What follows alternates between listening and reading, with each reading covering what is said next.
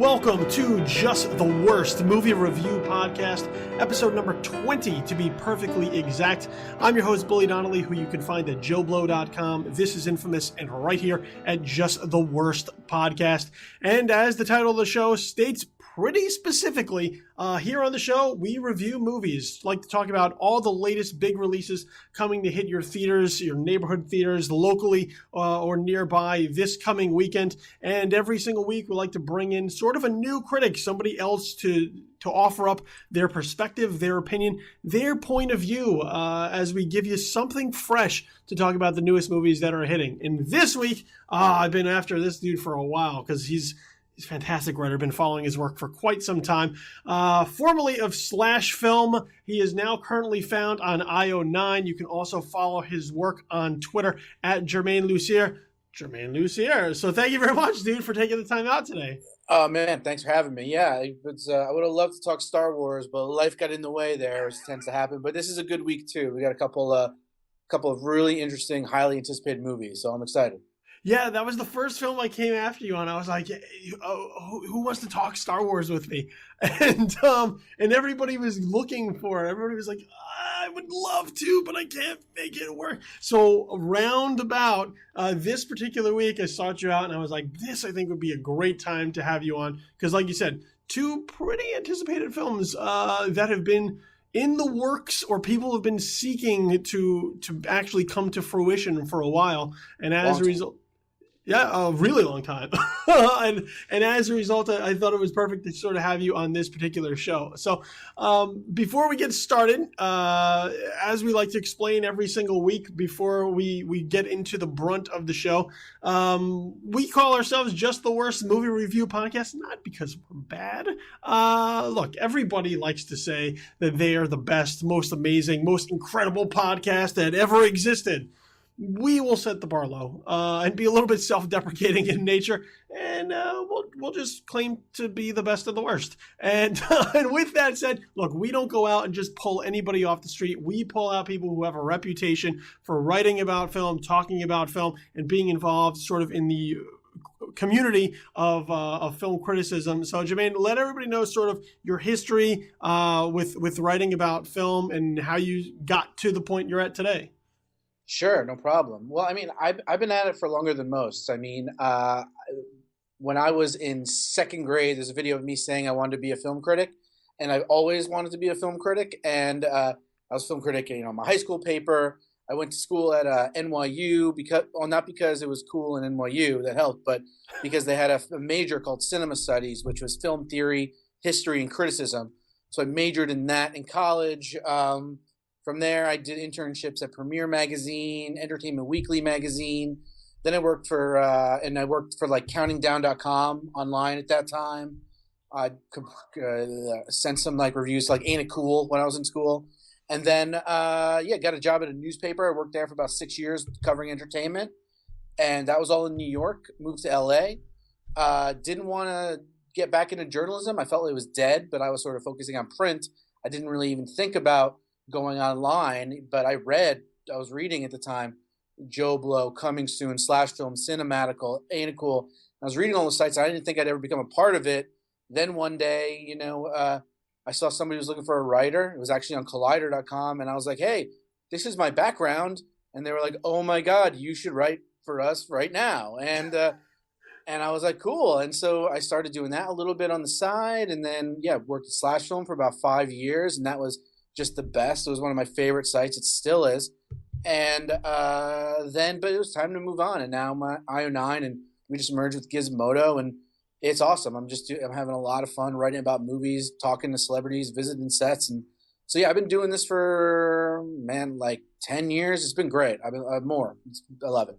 You actually trump everyone in that respect. I mean, there are people who we've had on the show. They've been like, I've been at it for 10 years. I've been at it for 15 years. I've been at it for a long time. You are the first person that we have ever had on that has said from second grade on, I knew that this is something I want to do. So beat that, everybody else, because I don't know that there's anybody who in like kindergarten or first grade or preschool wanted to get into this. So congratulations. Thank you. I think the only thing that changed is when I wanted to originally only review movies, I realized that that could be a very lonely existence, never talking to anybody else and sitting in dark theaters.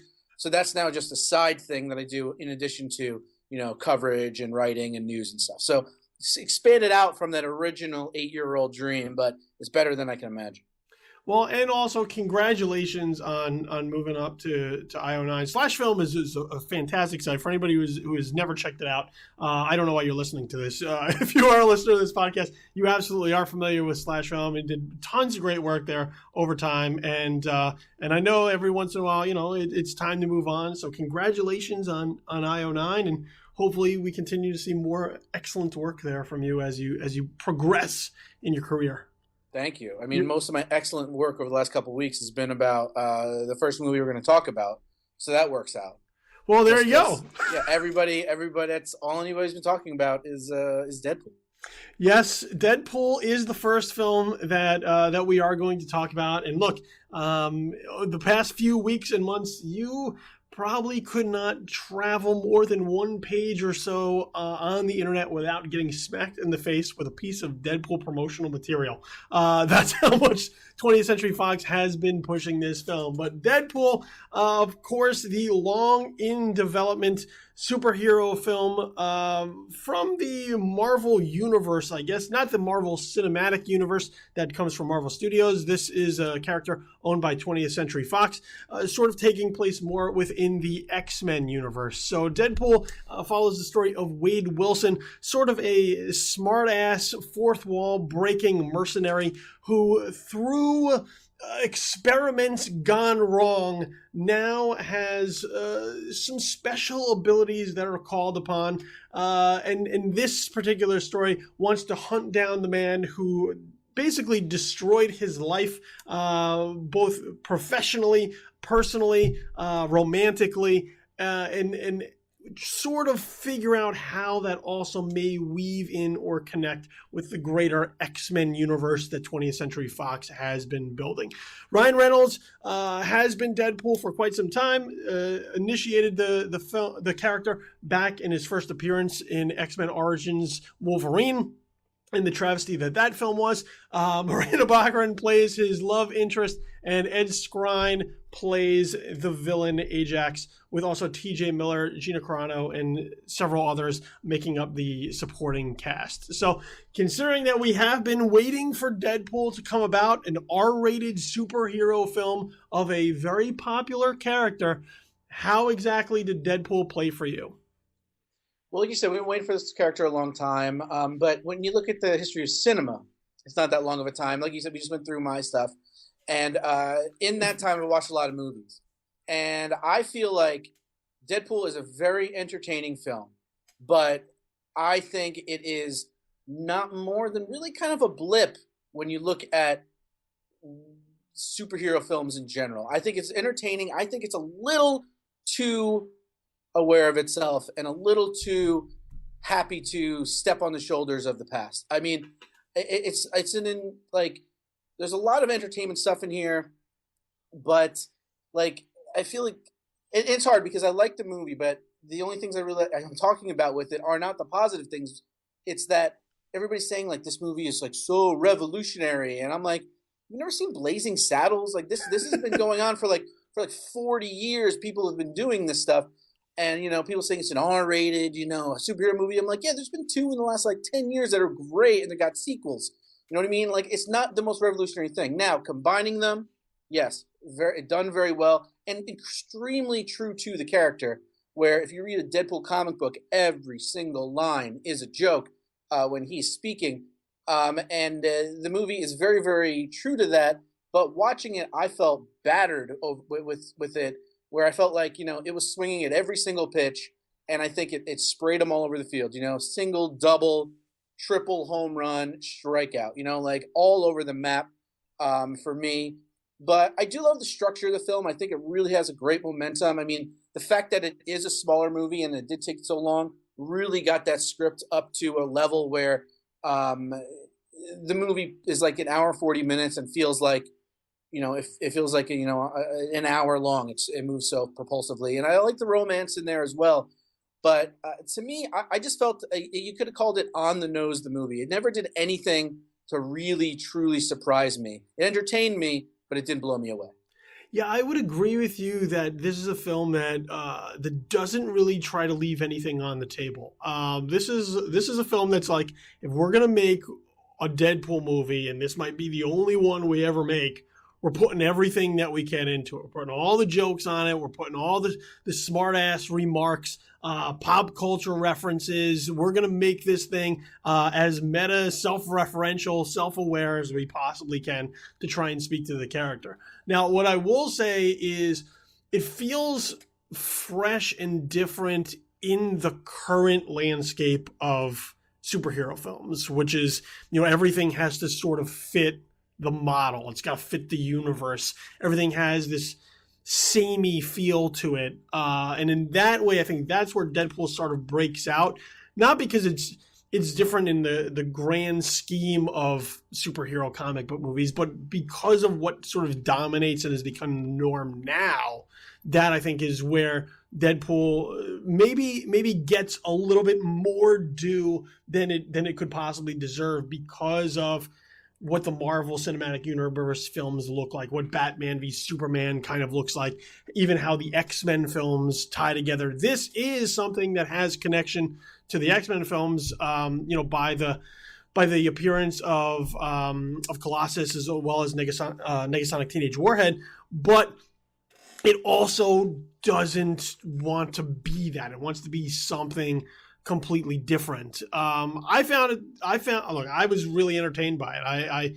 There's jokes in it that just kind of struck a chord with me, and perhaps it's my juvenile sense of humor at times, which I think we all sort of harken back to here and there. But I also like the fact that it's not a superhero saving the world again. It's not like a destruction of the world sort of movie. It's much smaller in scale. It's a much more personal type of film. In that it really comes down to Deadpool / Wade Wilson and his romantic relationship with this woman Vanessa, who they're just kind of two peas in the pod. They're like two assholes off the block, but they just really mesh well together. And I thought that was sort of kind of the heart of the film. While everybody would like to play up sort of the smart ass Deadpool aspects of it, I just found that even being sort of a prick anti-hero, there was something there for me to gravitate towards, because I thought the romance was pretty solid in watching these two characters come together. I could understand the motivation of why he would put himself through what he does in order to sort of give that a second chance or prolong it. And for me, that was sort of the baseline of the movie, which is that I just liked watching these characters operate. I can see that. I think the two things that struck chord with what you just said is, yeah, tonally, it is different from all the other superhero movies. And that's something that I think is going to actually be an issue when you look at these other X-Men movies, is how does Deadpool fit in? Like, obviously, and this is something I talked to the writers about, it was like, yeah, we could put X-Men characters in this, and they mention a bunch of them in the movie, excuse me, but, like, how does Deadpool fit into Apocalypse? Like, I don't know, but that's kind of fun, is that some of the best writing and best stories are when somebody creates an impossible situation, and then they have to write themselves out of it. So I do agree that, yeah, it does make itself seem it's totally different from everything else, and that does give it some merit. And the love story, I half agree with you on there. I mean, the thing, I definitely think it grounds it, but I do think it is sort of played. I mean, it's nothing so different to see like a guy motivated by, a girl he can't have, or somebody gets their girl, kidnapped. I mean, we've seen each of those a dozen times. But what really sort of bugged me about it was it all worked except that, and this isn't too spoilery. It's I'm not going to spoil anything, but Wade Wilson's vanity bugged me about it. Like half the movie is predicated on the fact that he won't just go say hi to her. And I just didn't think that while that's necessary for the film to work, I didn't feel that the film had set up his character to be that self-serving and that narcissistic earlier in the movie. So watching the movie, I did enjoy the character and I loved their relationship, their banter, especially the way it sets up and pays off later. But I felt like when the whole movie is predicated on a character trait that I didn't really see, it kind of took me out of it a bit. Well, I mean, I can understand sort of the behavior as he goes later on, because ultimately what he has is he comes down with pretty late stage cancer that ultimately threatens not only the romance but of course his life. And in order to take a shot at this, he goes through an organization that claims that they have a cure. They can cure his cancer. And what we wind up learning along the way is that they're not exactly on the level. And in him sort of becoming the super soldier that he becomes later on, he also has to deal with a great deal of physical deterioration, scarring. Doesn't look like Ryan Reynolds anymore, which if you did look like Ryan Reynolds, would be sort of a step down. And but I can sort of understand this idea of I am hideous. I look different. Is this person going to love me? Now, within the movie universe, we all like to think, oh, but it's the person inside that counts and whatnot. But there are some pretty superficial people out in the world that I don't know that would be able to respond in that way. Now, of course, that calls into question the nature of the romance. How true is the love that they would have if she couldn't be able to get past that? But I was able to sort of buy into the romantic aspect of that and that level, and sort of his insecurity with how he looks, because let's face it, he doesn't look that way anymore. So in that respect, I think that was sort of what connected me a little bit, is I could sort of identify with that. Like if he was a burn victim, or in that case, how would other people respond? In a perfect world, we like to think, I'd be okay. But there's always going to be that self-doubt, I guess, that sort of goes into effect when you're presented with those sort of circumstances as to, is this going to be as good as it once was? Right. Now, I get that, but what I'm saying is earlier in the film, I didn't see anything in their character to sort of, like signify that. So, for example, like you said, right, he's not going to talk to her because he's worried that she's not going to love him because he doesn't look the same. He obviously, he looked like Ryan Reynolds. Now he looks like he's been like a burn victim, and it's off-putting, obviously.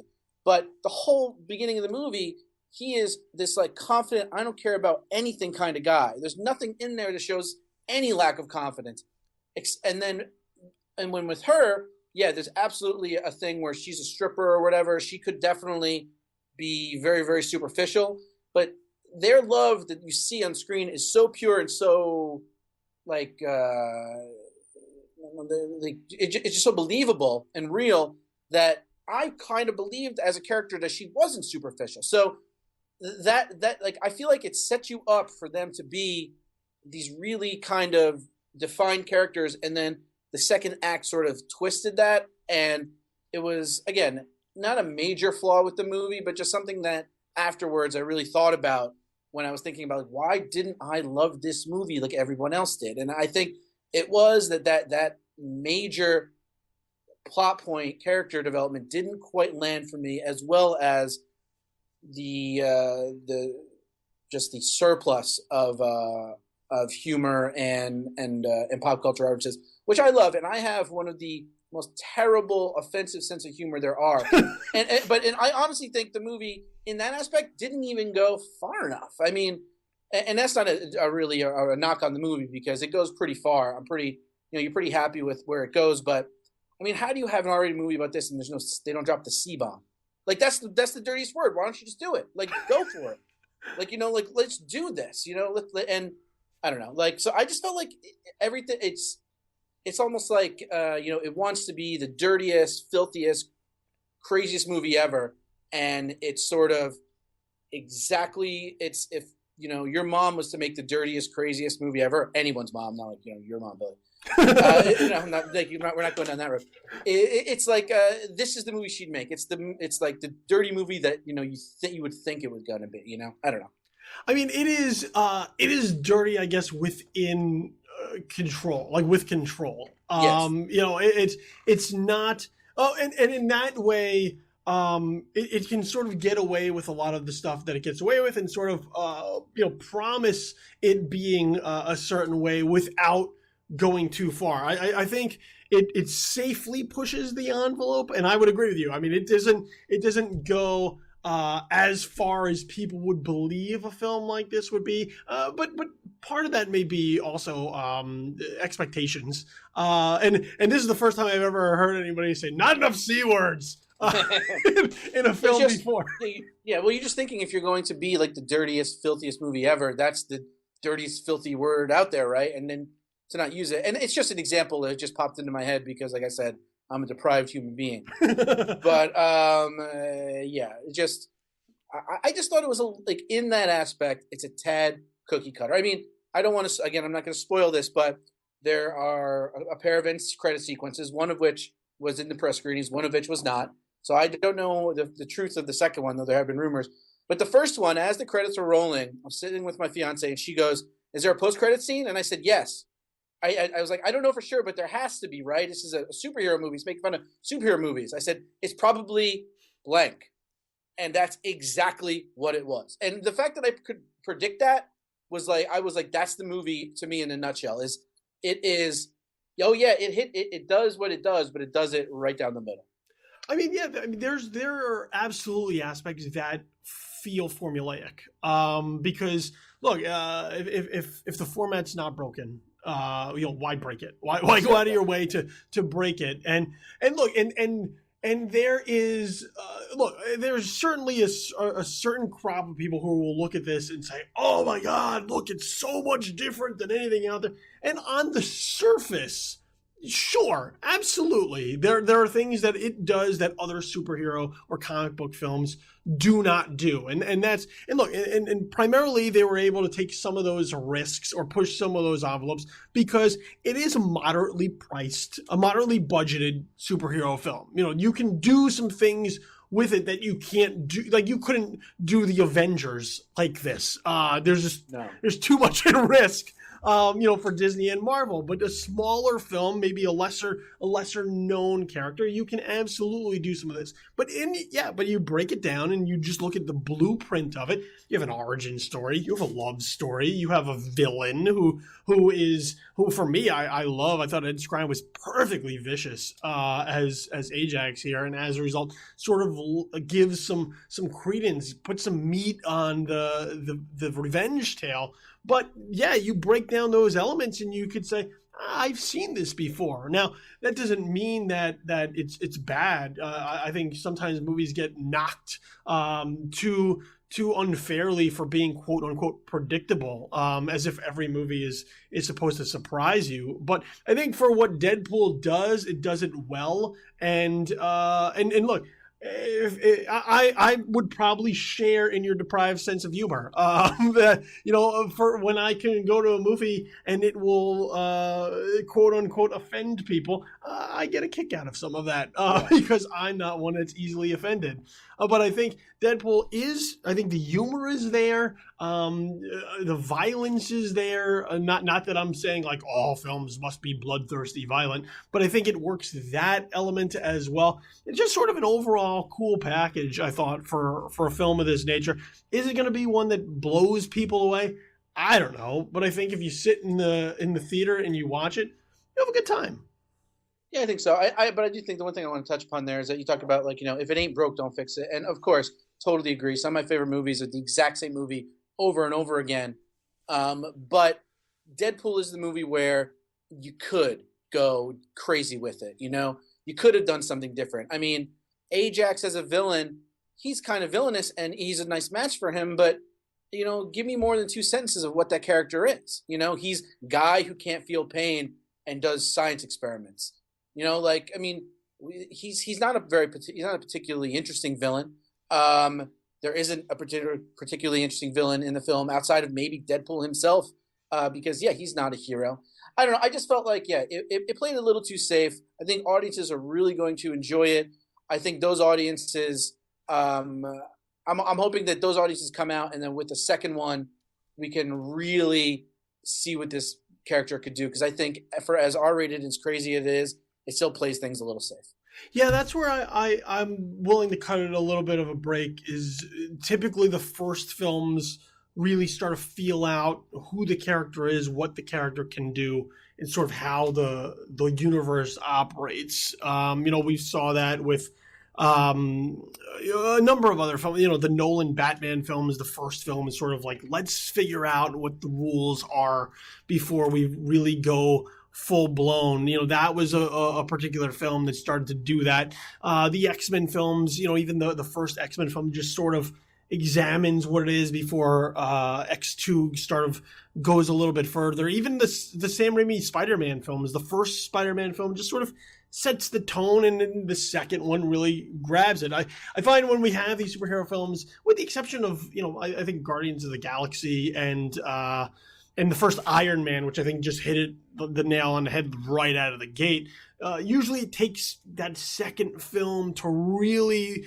put the pedal to the metal, like really hit the open road, like just be like, let's open this bad boy up and see what it can do. I think that's what we're going to get with Deadpool. Is here it's just like, well, let's not go too far. Like, let's not make 20th Century Fox too nervous. Let's play it in bounds a little bit. And if this thing, if it comes out and it winds up being a success, then we can maybe take some of the reins off. We can maybe just go for broke and see where we're moving into the second film. And I think that's sort of the benefit, I think, of sort of restricting yourself a little bit the first time, is that if it works, and I think Deadpool works, then Tim Miller, and if Paul Wernick and Rhett Reese come back to write the sequel, which apparently is already in the works, that will give them sort of the freedom to say, hey, see, look, we did it okay the first time, and now sort of have the restrictions lifted a little bit on them.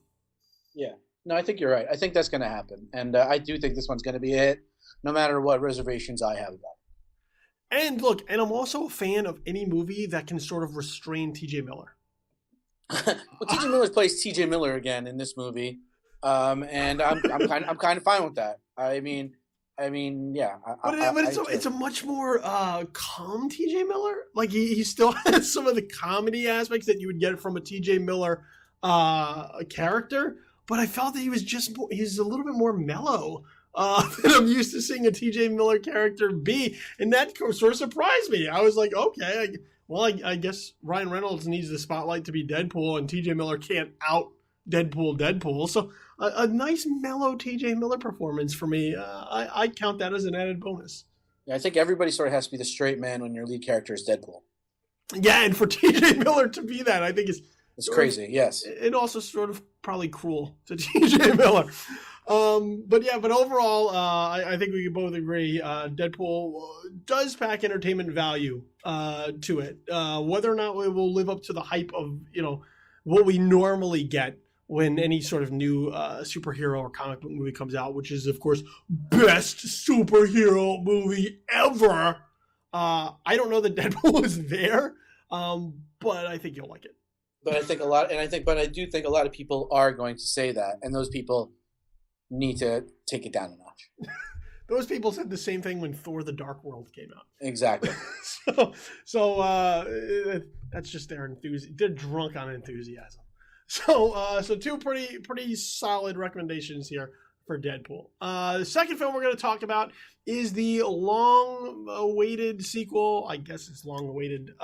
People have been asking for this sequel for a while, and now it's finally here. So that would be the long-awaited, long-asked-for sequel to Zoolander, known as Zoolander 2 or Zoolander number 2 or Toolander or whatever it is that they're trying to play off for Zoolander again. This brings back Ben Stiller as Derek Zoolander, the famous male model who has now been off the grid for a number of years and has to come back with the help of Owen Wilson as Hansel to do something, which I'm sure we'll try to crack as we discuss this film. Will Ferrell, once again, also back as Jacobin Mugatu.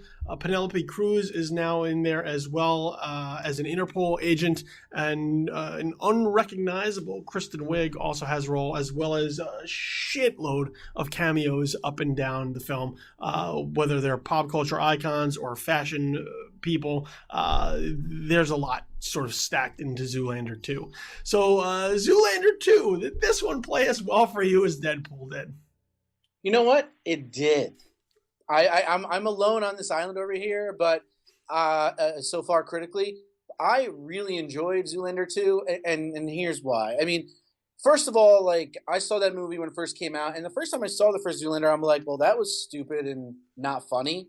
But then I saw it again, and then it sort of worked on me. Tonally, it's so different and crazy and out there that it needed some time to sort of sit. And since then, be it what has it been, 10 15 years, almost 15 years probably, Yeah. like it's since become one of my go-to favorite movies, and so when I sat down for this movie, I hadn't heard anything good about it, but I had those pings of nostalgia. I wanted to see these characters again. I wanted to see the situations again, and the movie gives me that. I mean, and as crazy and stupid as, like you said, the plot of this movie is, the plot of the first one is that they brainwash male models to kill people. Or, I mean, like, and that they done every assassination through history. Like, that is the worst plot ever, but it works because it's so crazy and stupid and funny.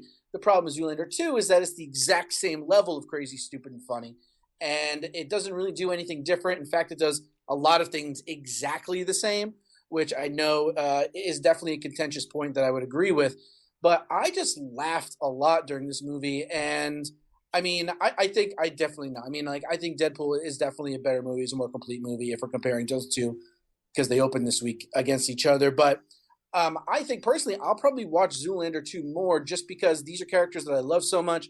They're in these crazy situations, and there's so much happening here that isn't, just one-liner joke. They set up this longer sort of stupid, terrible sequences that, some of them work, some of them don't, but it's funny where I think Deadpool is a better movie. I like this one more. It's weird how personal tastes and movies work. Yeah, I mean, that's me and Zoolander too. See, the original Zoolander is sort of a cult classic because when it was first released, nobody really saw it. Was released sort of right around when September 11th happened in 2001. And as a result, the first Zoolander just kind of came and went because no one was of the mindset to see a comedy of this sort at that time. But over time, people sort of gravitated towards Zoolander, whether it was on DVD or on cable, and it does have a following, and that's the following that enabled a sequel like this to happen. I hate the first Zoolander film. I have tried to watch it. I'm with you. The first time I saw it, I was like, I just don't get it. It's just not funny to me.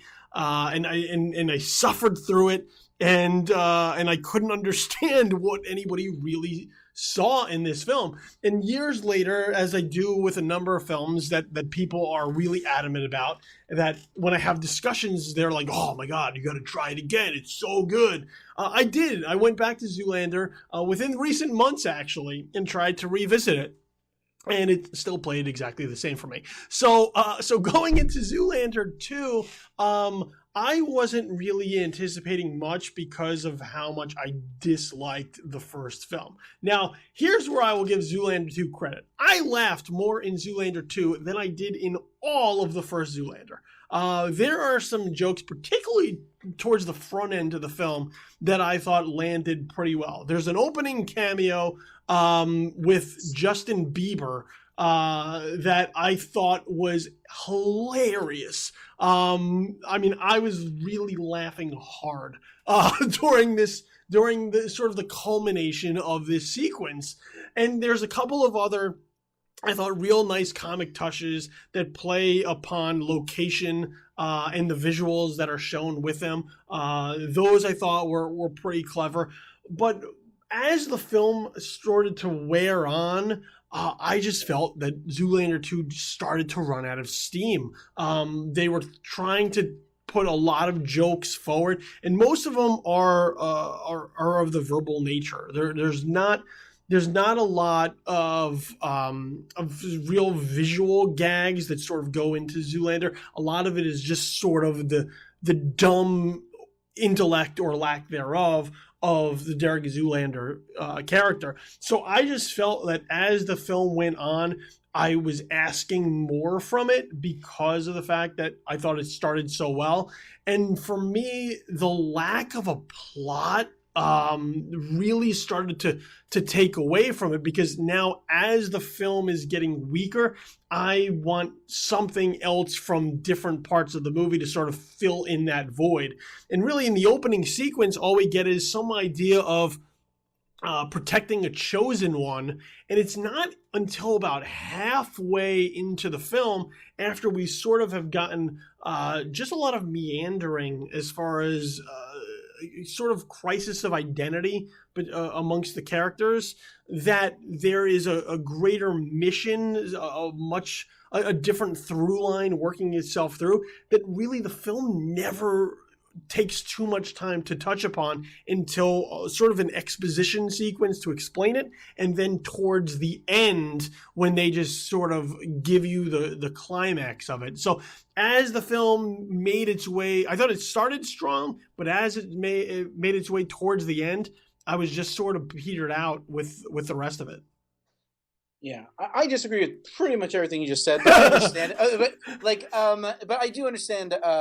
But I think a lot of that comes from, the beginning of each of our discussion here, which is that I like these characters in this world, and you were not a fan of it, and you obviously gave it a shot, and that's incredibly, and that's why I completely respect and your opinion on this, is because if you had said I watched it once and it sucked, and I watched the second one and it sucked, and it fucking sucks, I'd be like, oh, well, well, good for you.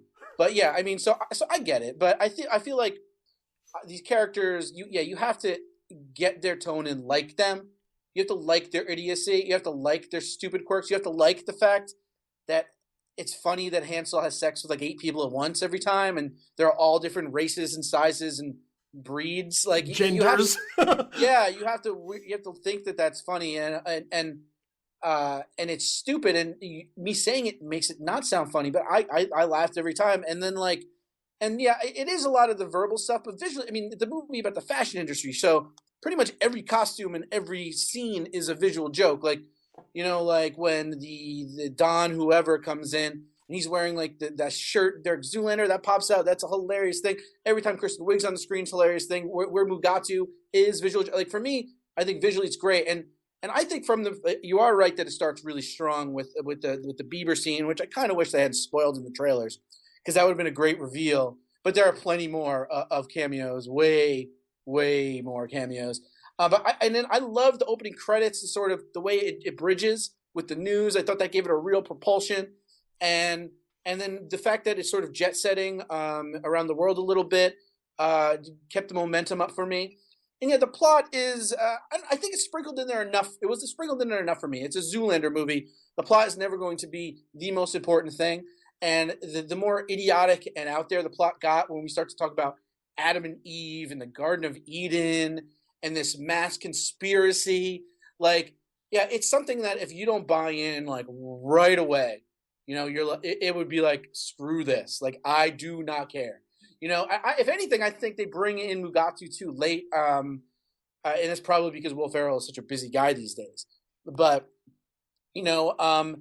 and I love the way it weaves in some of the older characters. The new characters are good. I mean, I really do think it's simply, and I'm going to say this, and I know that people disagree with me already because I've read the reviews. People who are fans, if you love the first one, I think you'd like this one. I don't think and again, that's not universally true. I know plenty of friends who loved the first one and hated this movie. But I think it's something to do with a love and investment in these characters. I mean, an example, I don't know, I'm a huge fan, and this is just a recent example I can think of a sequel that I like and no one else does, is Pitch Perfect 2. And those are characters, a movie that I've seen a lot in the past like 3-4 years. And so when the sequel came out, I was so invested in those characters that the rest of the movie, though it's a very weak movie structurally and plot-wise, just I loved it, And I think that's probably why Zoolander works for like Ben Stiller, because he probably loves these characters. And all the actors in the movie love being these characters. So when you take a step back, you're like, oh my God, it's Derek Zoolander sitting there with Billy Zane. This is genius. But if you don't care, and if you don't get that joke, and if you don't think that joke was funny the first time, you're not going to care, and it's going to begin to grate on you. And I think it's a movie that is definitely an acquired taste, and even among people with acquired taste is an acquired taste. But I'm that person, and I think anybody who says it's worse than in like last month, like Dirty Grandpa, that is absolutely unfathomable to me because that movie is horrendous, and I prefer this infinitely to Anchorman 2, which I think is admirable in that it did try to be different, but that is one where it went so far away from what I loved about those characters that I didn't like it. Where I think this plays it relatively safe in that way. It is definitely not worse than Dirty Grandpa. I will absolutely 110% agree with you on that. That film is horrendous. I mean, that film is truly awful and painfully so. At least with Zoolander 2, I can say that I got some laughs out of it. And Anchorman 2, I liked pretty well. But that was just because I thought it had something at least to say to poke fun of as far as 24-hour cable news networks are concerned. Sure. But I would also agree with you in the sentiment that if you like the first film, and look, there are people out there who have spoken and said, well, I did like the first film and this one didn't do anything for me. I took my wife to see this film and she was a huge fan of the first Zoolander. She was really adamant about wanting to come with me to see the sequel. So I took her, and when she came out of it, she was joyed at what she had seen, because for her, what she felt was that this film gave her exactly what she wanted out of a Zoolander sequel. And I can respect that she enjoyed it. And while it wasn't for me, I can understand where other people who liked Zoolander would then follow up and like this as well, because it does sort of do a lot of the same things. Now, whether or not that speaks to your sense of humor, comedy is subjective, and that's why there are certain films that are going to play better for other people than others. And I will give it credit. I will give Zoolander 2 credit, because there are some gags in it that I thought were really funny. I think some of the Jacobin stuff towards the end, I thought his encounter with Zoolander in prison, I thought that was funny. I can understand why you would sort of save him towards the tail end of the movie, just because if he is a primary villain throughout, it just feels like you did the movie all over, like the first movie all over again. But before that, Benedict Cumberbatch as All, I thought that's a great character. I would watch a movie about that character because I want to know what the deal with All is. And I know there are people who are sort of offended by it, but I once again, I'm not easily offended. So a character like All with Benedict Cumberbatch playing that character, I thought that was a really hilarious character. Kyle Mooney as Don Atari, sort of this hipster designer muse. I thought, once again, that was a great character. And you brought up sort of the pop culture t-shirt that automatically springs into action. I thought that's a great gag, but I just thought the way that this character operated within this world, I thought that was a hilarious character. I think my problem is really just, for me, I think I've come to terms with this. If there's a Zoolander 3, I will look at it and say, it's not for me. Because I just don't really find these characters all that amusing.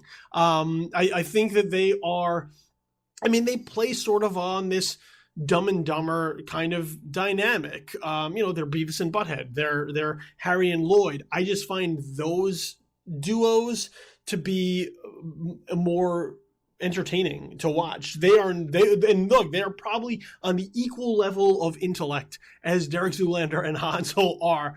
I just find that those characters, and maybe it has to do with more the physical nature of some of their comedy, I think that helps bring it out a little bit and allows sort of the universe to react to them a little bit stronger. I think the way that the characters in Zoolander operate is that there aren't too many highly intelligent people around them. So as a result, the reactions, I think, are where a lot of the humor comes in. And because there are a lot of equally not sharp characters around Derek and Hansel, for me, I just think some of that humor then winds up falling flat. Yeah, I mean, it is, like you said, it is a whole world where you have to buy into the fact that these complete imbeciles like terrible people to boot, are super famous and attractive. And I don't even mean physically attractive. I mean like socially attractive. Like, so I mean, yeah, it's just it's a really weird sort of balancing act that the movie has to play, and it misses it and it hits it. But I mean, again, I feel like when the first movie came out, I mean, you're right about the timing of it, the 9/11 stuff. But also, I think it was a movie that, like you said, you walk into it, it's it's not a good movie. You know, if you look at it just straight up, like you're gonna go real literal with it, and until you sort of understand that they really tried to swing for the fences with it in a weird, different way, that you like it. And I think this movie is similar, where it is just it's just a weird tonal thing, and it's something that I enjoy and your wife enjoyed, and it's something that that 99% that you and 99% of the world didn't enjoy, which is fine. But and so yeah, it's a movie that, like, I'm actually really looking forward to see it again. And who knows, on the second thing, it could be the opposite. It could be, oh man, I like the first time was I was only enjoying it on a nostalgic level, on a, oh my god, there's Derek again level, and maybe I'll be a little more critical in the second viewing. But I really don't know. I still liked it. I've still been thinking about it and chuckling a couple of the bits, and yeah. More power to you. I look. Like I said, I can't knock it. I can't say no. This is awful. When it comes to a comedy, one of the primary judges is, did it make you laugh? And for me, Zoolander 2 had some laughs. They were few and far between. They're much more towards the early end of the picture. But I found myself laughing really hard at a couple of moments. So I can at least say to that, Zoolander had some jokes that worked. I don't think they all work, but there are some that do work. So anybody who's like, nope, not funny at all, I just can't see that happening. I feel like you really sour on that film for unnecessary purposes, because I don't think it's wholly bad. I think it's more just sort of mediocre. But I did find it slightly more entertaining than the first one, which I totally hated. So if that's a ringing endorsement, I guess so. There you go. You can have that. So to recap the two films that we talked about today for Deadpool, two pretty solid recommendations. I think I'm a little bit higher on it than Germain is this time, but as we can both agree, a good start to Deadpool. Where they continue on further, who knows? Germain would have liked it to go a little bit further. I'm okay with the level where it was at, but we'll see what happens, as this looks like a budding franchise right from the start. And as far as Zoolander 2 is concerned, I'm a little bit downer, if that's a word, on it than Germain, just because I didn't really have high expectations for it to begin with. The first film I'm not a fan of, but the second film did entertain me in bits and spurts, so I can give it credit for that. But Germain loves the movie, and more power to him. If that's why we have different critics on every single week, to offer up a different perspective. Can't knock him for it.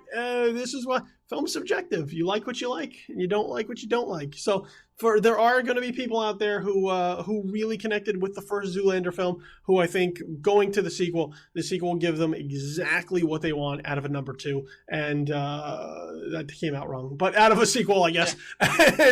And for that, they might enjoy going to see this. So before I let you go, man, let everybody know where it is that they can find you on the interwebs. Yeah, you can follow my work in writing on io9.com, and everything else is linked to on Twitter is at GermainLussier. So there you go. Make sure you follow all his work. It's always good, man. Always good. Always a pleasure to read it, especially when you get in the headspace. Really break it down. That's where I love reading it.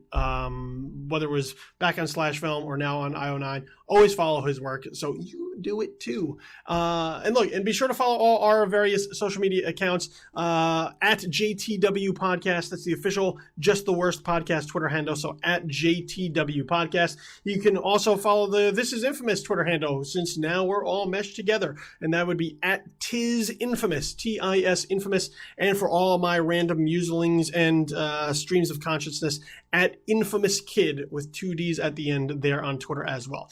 Facebook.com/Just the Worst Podcast, Facebook.com/Tis Infamous, Facebook.com/Billy the Kid. Follow them all, deal with Facebook's algorithms, but lots of content going there as well. And, Instagram and all that stuff, that'll all be linked there together.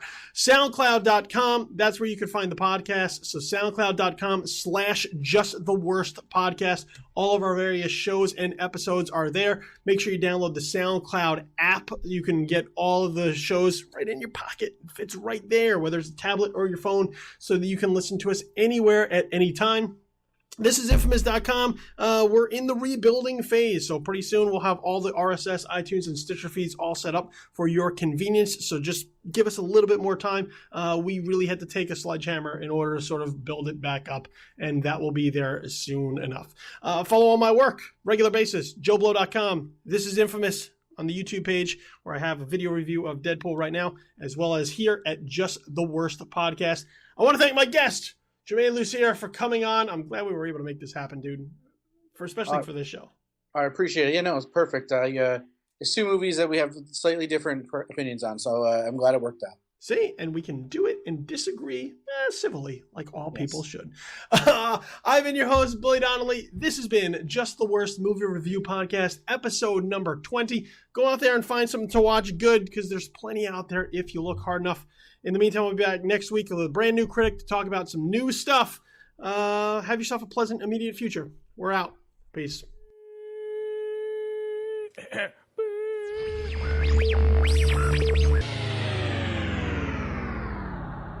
Just the Worst Movie Review Podcast, episode number 20, has been a presentation of Just the Worst Podcast Media, and this is Infamous.